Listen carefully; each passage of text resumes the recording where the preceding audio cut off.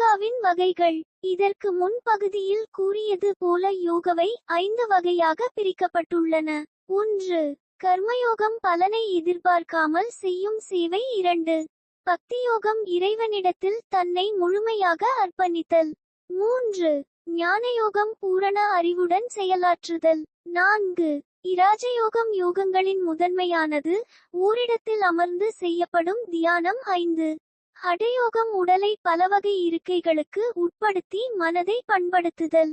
இதை தவிர மற்ற 2 யோகமான மந்திரயோக, கீதாயோக ஆகும். 1.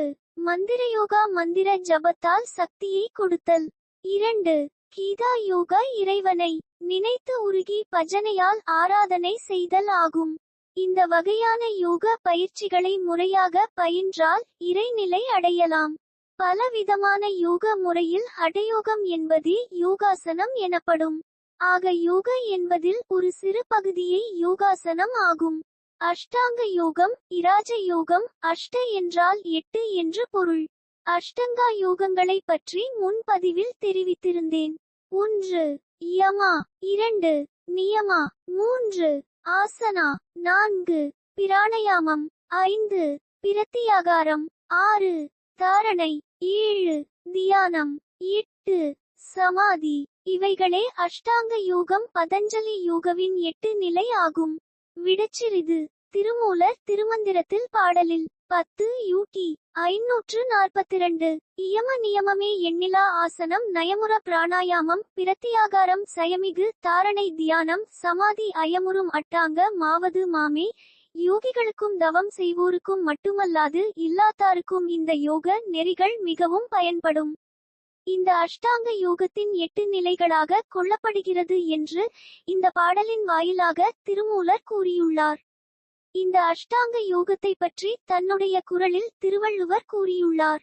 இந்த 8 யோக நிலையில் உள்ள ஒவ்வொரு யோக நிலைக்கும் குறள் எழுதியுள்ளார் திருவள்ளுவர்.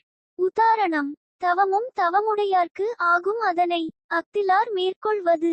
இக்குறளின் விள்ளமாவது உறுதிப்பாடும் மன அடக்கமும் உடையவருக்கே தவத்தின் பெருமை வாய்க்கும். எனவே கட்டுப்பாடான ஒழுக்கம் இல்லாதவர்கள் தவத்தை மேற்கொள்வது வீண் செயலாகும். இந்த கட்டுப்பாடு உறுதி வர முறையான யோக பயிற்சியின் மூலம் பெறலாம் என்பதே இக்குறளின் விளக்கமாகும்.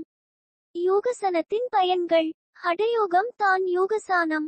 இதனை முறையாக பயிற்சி செய்தால் மற்ற யோக நிலைகளான கர்ம, பக்தி, ஞான, ராஜ யோகத்தை அடைந்து இறைநிலையை அடையலாம். யோகாசனத்தில் பல பயிற்சி நிலைகள் உள்ளன. அவற்றில் 10 யோகசான முறையை பார்ப்போம். 1. உத்தித ஹஸ்த பாதாங்குஸ்தானம். இந்த ஆசனம் செய்வதன் மூலம் கால்கள் மற்றும் கணுக்கால் பகுதிகள் பலப்படுத்த செய்கிறது. 2. சசகங்காசனம். இந்த ஆசனம் கைகள், தோள்கள் மற்றும் மேல் முதுகில் பலப்படுத்த உதவுகிறது. இதனை வழக்கமாக செய்தால் முதுகெலும்பு சிக்கல்களை தணிக்க முடியும். 3. சர்வங்காசனம். இந்த ஆசனம் தைராய்டு பிரச்சனையிலிருந்து தப்பிக்கலாம். மேலும் இதயத்தில் எந்தவித அழுத்தம் இல்லாமல் இரத்த ஓட்டத்தை சீராக கொடுக்க உதவும். 4. வீரபத்ராசனம். இந்த ஆசனம் கவனம், சமநிலை மற்றும் நிலைத்தன்மையை மேம்படுத்துகிறது. மேலும் உடலில் நல்ல சுழற்சி மற்றும் சுவாசத்தை ஊக்குவிக்க செய்து உடல் முழுவதும் உற்சாகமாக வைத்துக்கொள்ள உதவும். 5. மகரசனா. இந்த ஆசனம் ஆஸ்துமா, முழங்கால் வலி மற்றும் நுரையீரல் தொடர்பான அனைத்து பிரச்சனையும் குணப்படுத்த உதவுகிறது. 6. உத்தன்படசனா. இது உடலில் உள்ள செரிமான உறுப்புகளின் செயல்பாட்டை மேம்படுத்துகிறது. மேலும் மலச்சிக்கல் பிரச்சனையை நீக்குகிறது. கணையம் மற்றும் நீரிழிவு நோயால் பாதிக்கப்படுபவர்களுக்கு இந்த ஆசனம் மிகவும் நல்லது. 7. தடாசனா. இதனை செய்தால் தொடை, முழங்கால், கணுக்கால் பகுதிகளை பலப்படுத்துகிறது.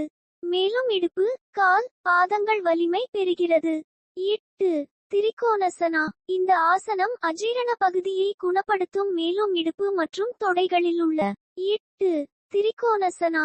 இந்த ஆசனம் அஜீரண பகுதியை குணப்படுத்தும். மேலும் இடுப்பு மற்றும் தொடைகளிலுள்ள கொழுப்புகளை நீக்கிவிடும்.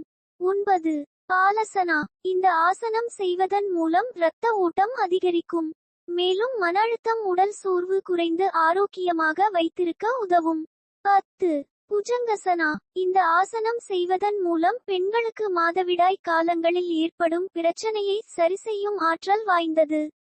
இந்த ஆசனத்தை தினமும் செய்து வந்தால் மன அழுத்தம், சோர்வு அகற்றி புத்துணர்ச்சியாக வைத்திருக்கும். இதுபோன்று பல யோகாசன முறைகள் உள்ளன. இந்த பதிவில் ஒரு சில யோகாசன முறைகள் தெரிவித்திருக்கிறேன். மேலும் யோகாசன முறைகள் தெரிந்து கொள்ள முறையாக யோகவினை கற்று பயிற்சி மேற்கொண்டால்தான் நமது உடலும் மனமும் புத்துணர்ச்சி பெறும். நமது முன்னோர்கள் நமக்கு வழங்கியுள்ள இந்த பொக்கிஷத்தை நாம் முறையாக கற்று நமது சந்ததியினருக்கும் உலகில் உள்ள அனைத்து மக்களுக்கும் கொண்டு சேர்ப்பதே நம் பிறந்த நாடான புண்ணிய பூமி பாரதத்திற்கு நாம் ஆற்றும் மிக பெரிய கடமையாகும்.